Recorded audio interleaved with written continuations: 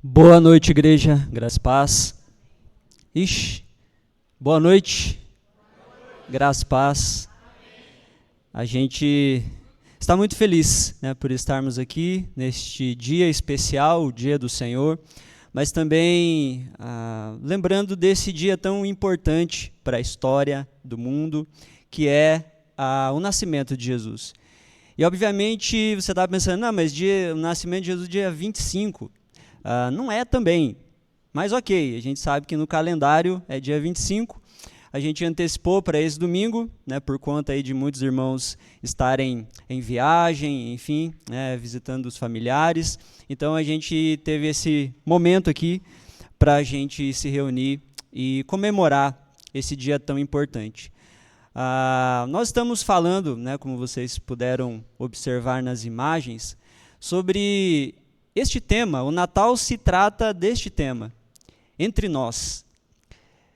Deus se fez carne e habitou entre nós. E nós queremos falar a respeito desta data e deste momento tão especial. E para nós que somos pregadores, né, pastores, quem faz aí sermões sobre o Natal sabe a dificuldade, né, que nós temos por conta dos poucos textos, né, que a gente tem que fala explicitamente ali do nascimento de Jesus. Então nós temos, por exemplo, 4 evangelhos e o Marcos e o João fizeram o favor para a gente de não fazer menção alguma sobre o nascimento de Jesus. Né? E nós temos Mateus, que dá ali um panorama breve, e talvez o que mais fala a respeito do nascimento de Jesus é o Evangelho de Lucas, o qual eu convido vocês a abrirem aí as suas Bíblias, e nós vamos ler Lucas capítulo 1, dos versos 26 ao 38.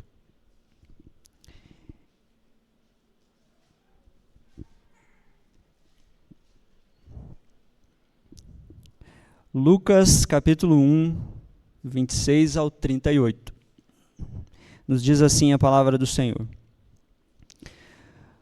No 6º mês foi o anjo Gabriel enviado da parte de Deus para uma cidade da Galiléia chamada Nazaré, a uma virgem desposada com certo homem da casa de Davi, cujo nome era José. A virgem chamava-se Maria. E entrando o anjo onde ela estava, disse: Alegra-te, muito favorecida, o Senhor é contigo. Ela, porém, ao ouvir esta palavra, perturbou-se muito e pôs-se a pensar no que significaria essa saudação. Mas o anjo lhe disse: Maria, não temas, porque achaste graça diante de Deus. Eis que conceberás e darás à luz um filho, a quem chamarás pelo nome de Jesus.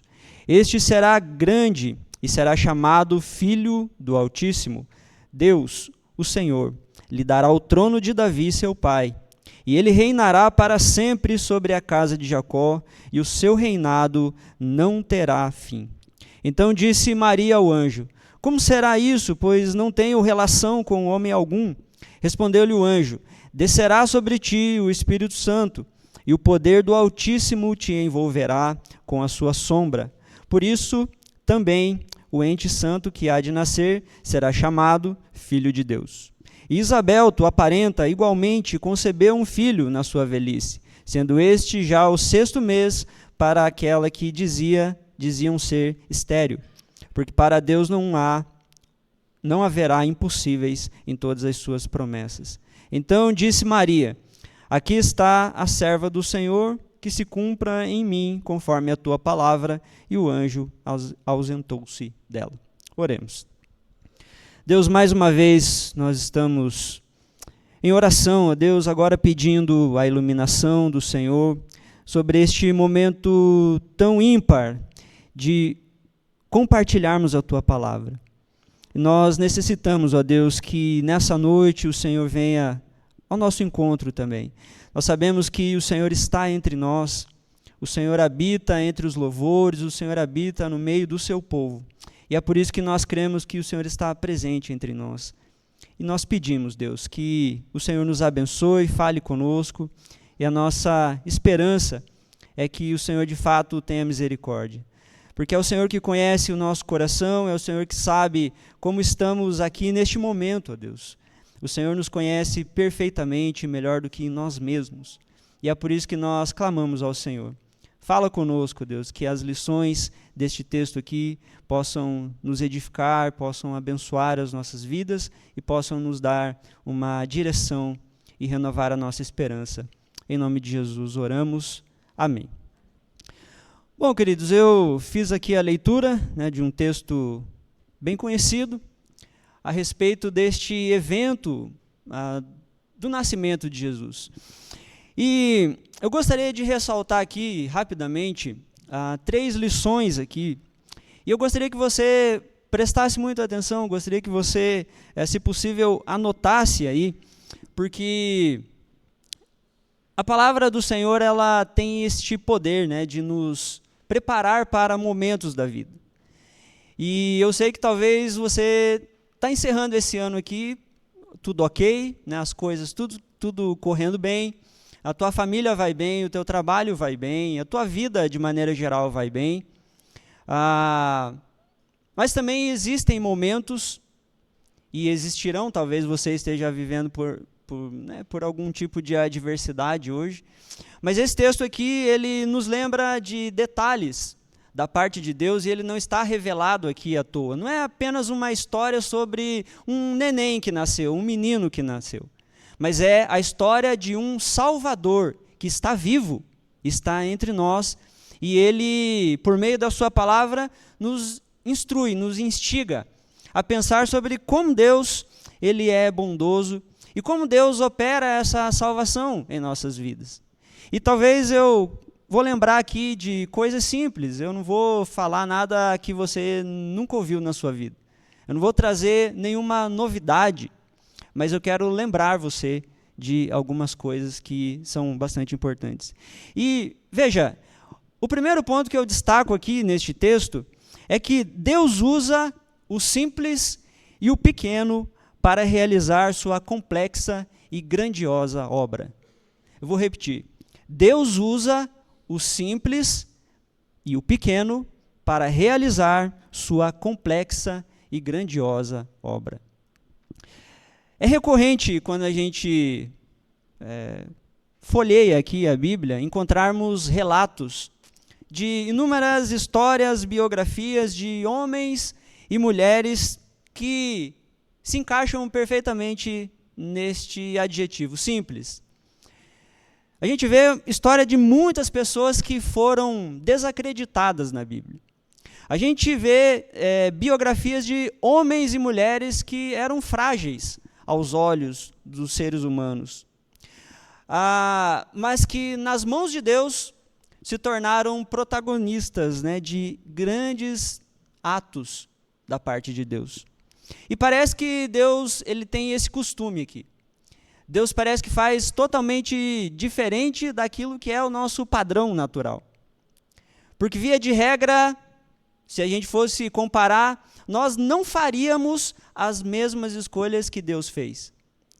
Quando Deus foi chamar pessoas, quando Deus foi chamar alguém para tirar o povo do Egito, quando Deus chamou Josué, por exemplo, para conduzir o povo até a entrada de Canaã, a gente vai vendo assim que Deus foi selecionando e erguendo pessoas que eram totalmente contrassensuais.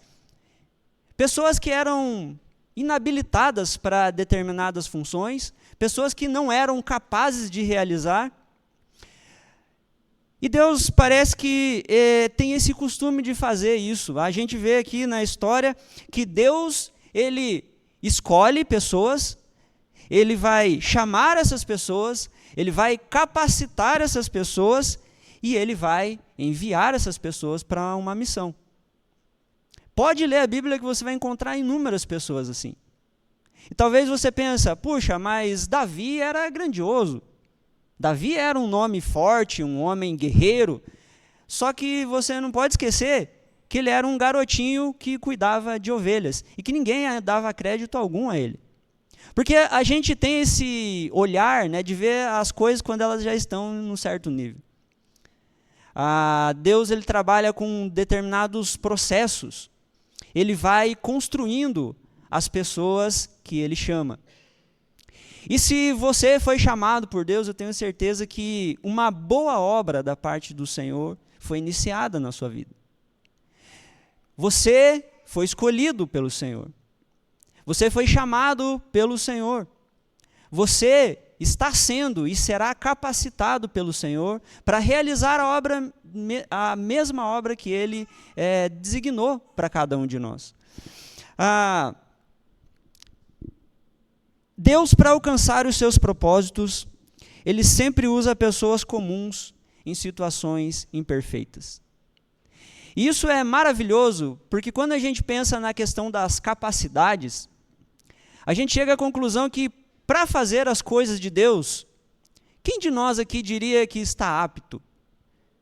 Quem de nós diria, eu me preparei, eu estou pronto, e agora eu posso fazer a vontade de Deus, as coisas de Deus, porque eu alcancei o nível máximo de exigência? Nenhum de nós tem capacidade para realizar coisa alguma à parte de Deus. Então, tudo aquilo que nós fazemos por causa da bondade de Deus. Mas essa bondade de Deus, ela teve um objetivo no Antigo Testamento, que culminava nesse exato momento em que Jesus nasceria. Veja bem que o texto fala de uma cidade aqui. O anjo Gabriel recebe uma missão. E Deus chama ele, fala, Gabriel, você vai descer lá e você vai anunciar agora que eu vou encarnar. Deus vai encarnar. Vai nascer. E aí você vai na cidade de Nazaré e você vai falar com uma jovem mulher chamada Maria, que está noiva de um homem chamado José.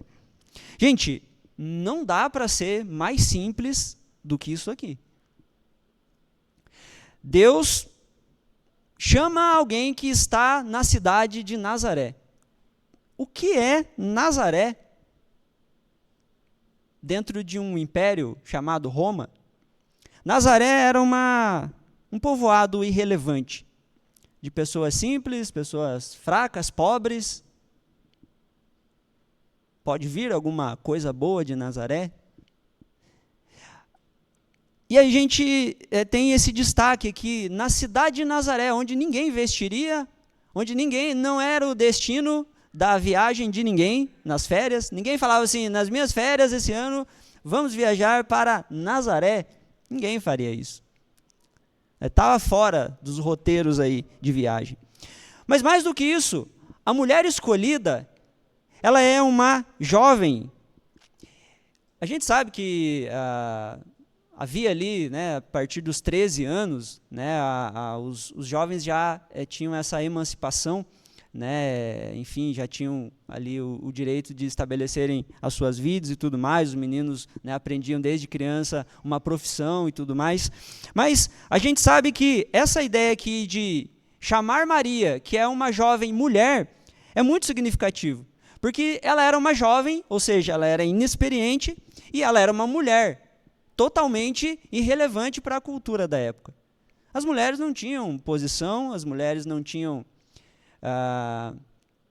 as mulheres de antigamente, dessa época, provavelmente, né, Jonathan, não eram esposas exigentes como as de hoje, né? Mas amém. Cadê minha esposa? Ela está lá atrás. Eu achei que ela não estava observando. Mas a Maria era uma jovem, ou seja, inexperiente, e era irrelevante culturalmente.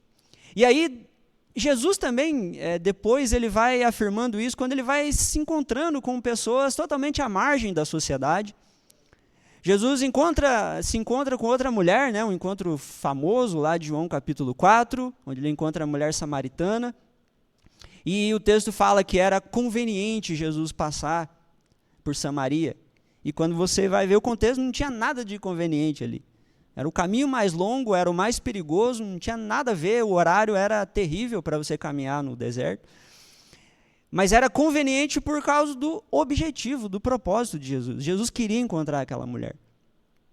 E é interessante que Jesus ele vai tendo encontros com pessoas totalmente inadequadas. Pessoas pequenas, frágeis, pessoas irrelevantes, que talvez seja o que você tem pensado a seu respeito. Porque o grande problema é que nós, por vezes, apostamos as nossas fichas em coisas que representam grandeza. A gente gosta das coisas grandes, a gente quer galgar postos altos, a gente quer alçar o nosso nome a determinados lugares, a gente quer mostrar pelo nosso esforço que a gente é capaz e que a gente deveria ser valorizado, mas esse não é o caminho de Deus. Esse não é o espírito do Natal.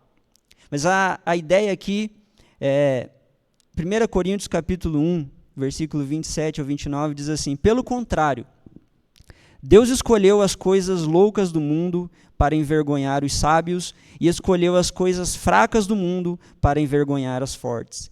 E Deus escolheu as coisas humildes do mundo e as desprezadas, e aquelas que não são, para reduzir a nada as que são, a fim de que ninguém se glorie na presença de Deus.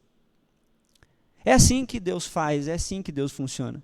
Quanto mais frágeis nós percebemos que somos, aí sim nós estamos sendo capacitados para ser usados por Deus.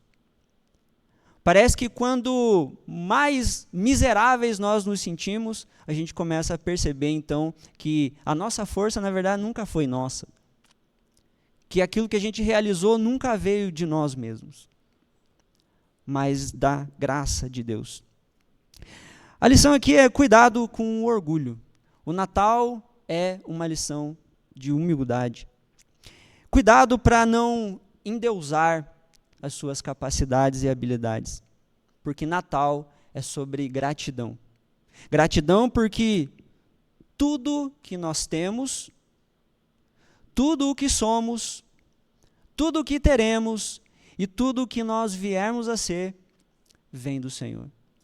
Porque dele, por ele e para ele são todas as coisas. Glória, pois, a ele eternamente. E este cântico de Paulo, ele é um reflexo deste espírito do Natal. Porque nós não endeusamos as nossas habilidades e capacidades, porque nós entendemos que ela veio de Deus. E uma vez que nós entendemos que isso nos foi dado, nós devemos ser gratos por ter recebido.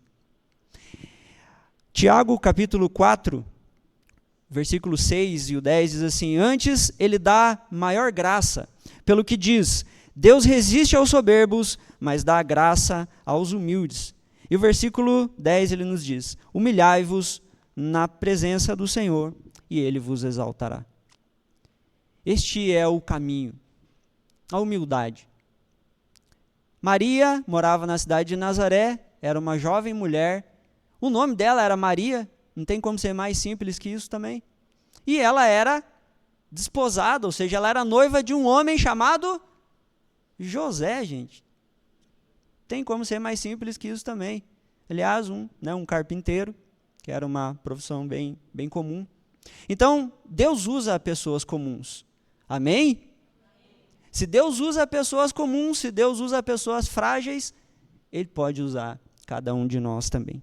A segunda lição aqui é que Deus está sempre conosco, independente das circunstâncias. Deus está sempre conosco, independente das circunstâncias. O versículo 28 diz assim, o Senhor é contigo. Essa é a palavra do anjo para Maria.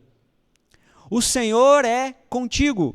No versículo 30, ele diz para Maria, não temas. Versículo 35, descerá sobre ti o Espírito Santo. Por que isso é importante, gente? Porque não foi a Maria que decidiu se voluntariar para colaborar com Deus a respeito de alguma vontade que o Senhor estava querendo realizar. Mas era o contrário, não era a Maria que estava com o Senhor. O texto diz que era o Senhor que estava com Maria. O Senhor é contigo. Maria, como nós, o texto indica que ela perturbou-se. Você já ficou perturbado? Deixa eu mudar a palavra, que perturbado pode dá a impressão que eu estou falando. É angustiado, já ficou angustiado? Ansioso, então? Vixe, ansioso, né? Maria ficou assim, ela ficou muito perturbada, ansiosa. O que significa esse anjo vindo aqui falar comigo? Ela ficou pensativa e ela também ficou temerosa. É por isso que o anjo fala para ela essa palavra de encorajamento: não temas. Gente, eu não sei você, mas eu me identifico bastante com Maria. Durante esse ano aqui, muitas vezes eu fiquei perturbado, eu fiquei angustiado, eu fiquei ansioso, muitas vezes eu fiquei pensativo, fiquei com dúvidas, eu fiquei temeroso. Mas aí, sabe o que eu lembro? O Senhor é contigo. Não temas. Olhe, para todos os problemas que você tem, eu vou fazer o seguinte: o Espírito Santo descerá sobre você. Não é um privilégio de Maria receber o Espírito Santo. É um privilégio de todo aquele que crê em Jesus. O Espírito Santo habita em nós. Ele está entre nós por meio de nós. É por isso que nós não precisamos nos desesperar. É por isso que a gente pode sim se angustiar, a gente pode sim se perturbar, a gente pode sim ter dúvidas, a gente pode ficar temeroso, mas a gente não pode esquecer que Deus está sempre conosco, independente das circunstâncias. A Maria tinha uma dúvida razoável, porque o anjo fala assim: você vai ser a mãe de Jesus, o Salvador. E ela fala: como é que vai ser isso, né? Porque, não sei, você é um anjo, você não é daqui, né? De repente você não sabe direito como é que funcionam as coisas por aqui. E eu não posso, eu estou noiva, né? Não tem como isso daí se viabilizar. Essa é uma dúvida honesta, é uma dúvida sincera. Às vezes a gente tem dúvidas sobre coisas que a gente não sabe. Mas, às vezes, né, a gente tem dúvidas sobre coisas que são sabidas, que são conhecidas. A gente, às vezes, tende a mudar a nossa opinião. Às vezes, a gente tende a desacreditar de uma crença. Não é incomum a gente encontrar pessoas que, por exemplo, por causa de alguma situação, elas deixaram de crer em Deus. Elas deixaram de crer no poder de Deus. Elas deixaram de crer no amor de Deus. Isso é mais comum do que a gente imagina. Porque as pessoas interpretam, às vezes, as circunstâncias de maneira equivocada. Mas essa é uma afirmação que eu não tenho medo nenhum de dizer para você. Deus está sempre conosco, independente das circunstâncias. E a presença de Deus gera uma convicção de fé para os questionamentos duvidosos da vida. Toda vez que você tem um questionamento, uma dúvida, se você se voltar para Deus, você vai perceber que a presença de Deus ela vai gerar uma convicção. Aliás, isso é a definição de fé.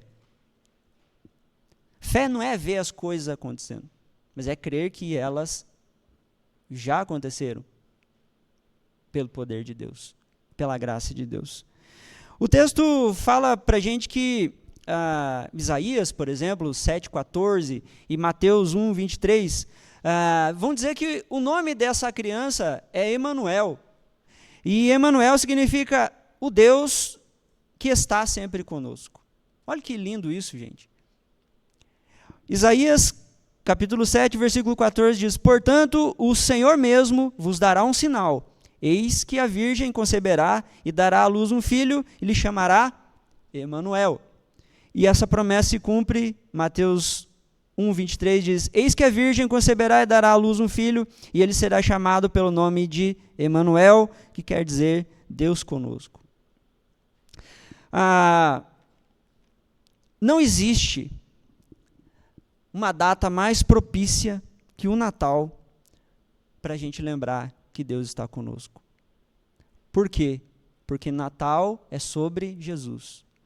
E Jesus será chamado Emanuel, que significa Deus conosco. Esse nome é para a gente lembrar. Essa data é para a gente lembrar que o Senhor está conosco. E talvez, assim como Maria, você esteja hoje angustiado, talvez você esteja pensativo demais sobre a vida, temeroso sobre o futuro, cheio de dúvidas sobre a vida. Mas Natal é tempo de lembrar da presença e companhia do Senhor. Porque como a nossa série bem ilustra, Ele está entre nós, porque Ele é o Deus conosco. Terceiro ponto, para a gente encerrar, a lição aqui é, para Deus, o impossível é uma impossibilidade. Para Deus, o impossível é uma impossibilidade. Versículo 37 diz, porque para Deus não haverá impossíveis em todas as suas promessas. Gente, não há nada que Deus não possa fazer. Natal é a palavra que cancela do nosso vocabulário a expressão não tem mais jeito. Você já viu? Você talvez já usou essa expressão. Ixi, agora, até aqui eu acho que Deus conseguiu, mas daqui para frente não tem mais jeito. Não tem como. Queridos, nunca esqueça disso. O Natal nos lembra que enquanto Deus for Deus, a última palavra sempre será dele. Enquanto Deus for Deus, e Ele sempre será, a última palavra sempre será dele. Então, não existe situação, circunstância alguma que não tenha mais jeito. Não existe casamento que não tenha mais jeito. Não existe problema que não tenha mais jeito. Não existe pessoas tão perdidas que você possa dizer não tem mais jeito. Não existe. Se você crê nessa mensagem de que Jesus nasceu, de que Deus se encarnou e de que Ele está com você e de que para Ele não existe impossível, então tem jeito sim. Tem jeito sim. O que nós aprendemos com essa história do Natal? O que esse Deus gracioso, Ele espera de nós? O versículo 38 diz assim, então disse Maria, aqui está a serva do Senhor, que se cumpra em mim conforme a tua palavra. O que Deus espera de nós é confiança e obediência. Confiança e obediência. Como nós precisamos hoje de pessoas que creem. Como nós precisamos hoje de crentes que, mesmo pressionados pela cultura, que se rende às vontades do mundo, às vontades da carne, elas se mantêm confiantes e obedientes a Deus. Como nós precisamos de pessoas assim. Como as famílias precisam de alguém assim. Como a igreja precisa de pessoas assim. Como a sociedade precisa de pessoas assim.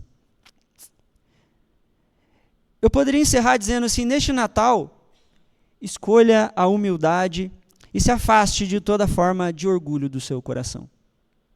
Porque esse é o caminho para a gente começar a crer em Deus. É quando a gente percebe, por meio da humildade, quem nós somos. É quando nós abandonamos o orgulho do nosso coração, que a gente começa a perceber a grandiosidade da obra de Deus. E a gente se coloca no nosso devido lugar e as coisas começam a fluir na nossa vida. E talvez você pense assim, eu entendi, pastor, que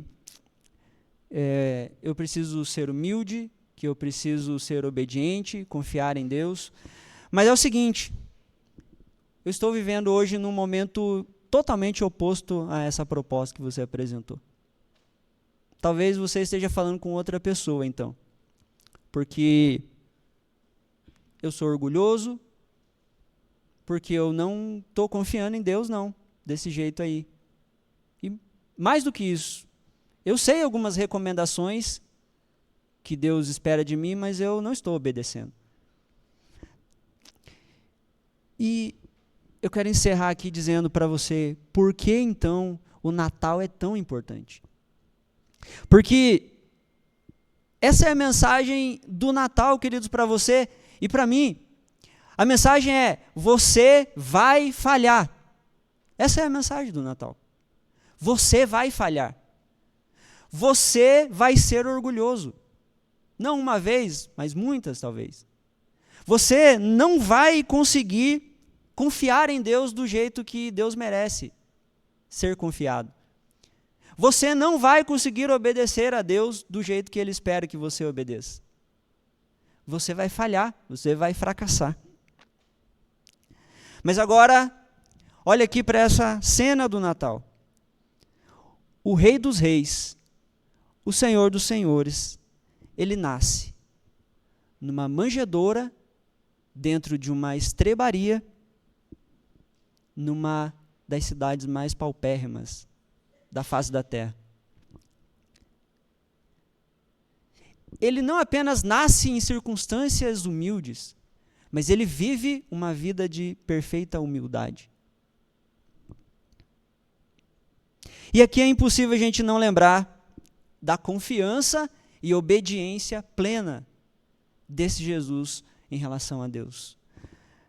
Mateus 26, versículo 29, Jesus talvez está num momento crucial ali, quando ele vai estar no Getsemane, ele vai ser crucificado, e ele não está com medo da crucificação, mas ele está nessa angústia porque ele nunca esteve separado de Deus, e o pecado ia fazer isso. Mas lembram das palavras de Jesus? No último momento ali da sua existência, como ser humano, vocês lembram da palavra dele? Se for possível, afasta de mim esse cálice, passa de mim esse cálice. Todavia, que não seja feito conforme a minha vontade, mas a tua. Jesus afirmou em muitos momentos que a comida, a bebida dele, que o alimento dele era fazer a vontade do Pai que tinha enviado. Portanto, queridos, o que eu estou querendo dizer para você é que não podemos viver indiferentes ao Natal. Fato é que eu convido você a crer em Jesus como o seu Salvador. Porque você vai falhar. E você vai precisar de um Salvador.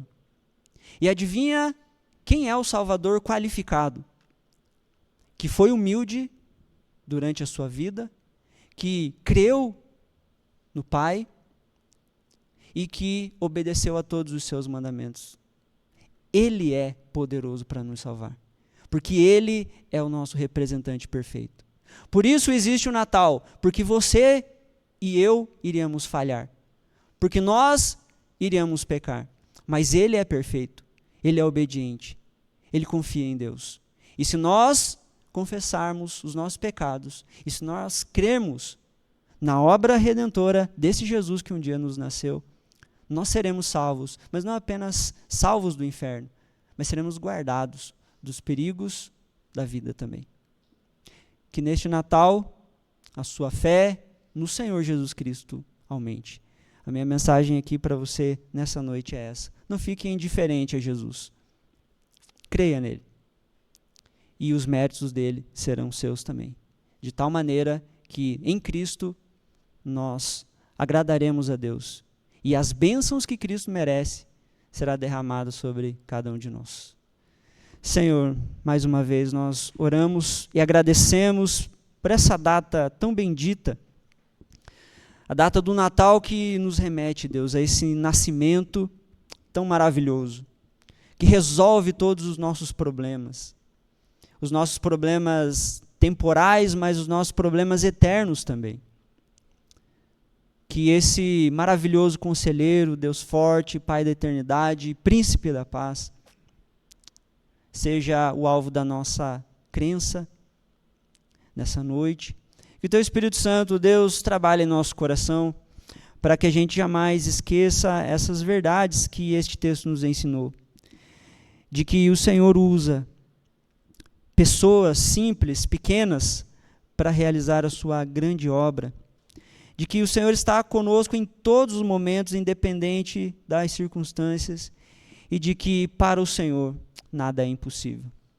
Nós te louvamos por isso, Deus, que se nós cremos no Senhor, que essa nossa fé aumente ainda mais.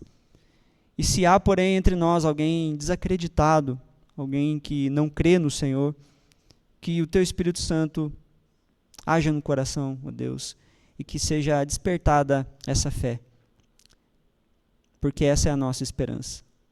Obrigado por tudo, Senhor, em nome de Jesus. Amém.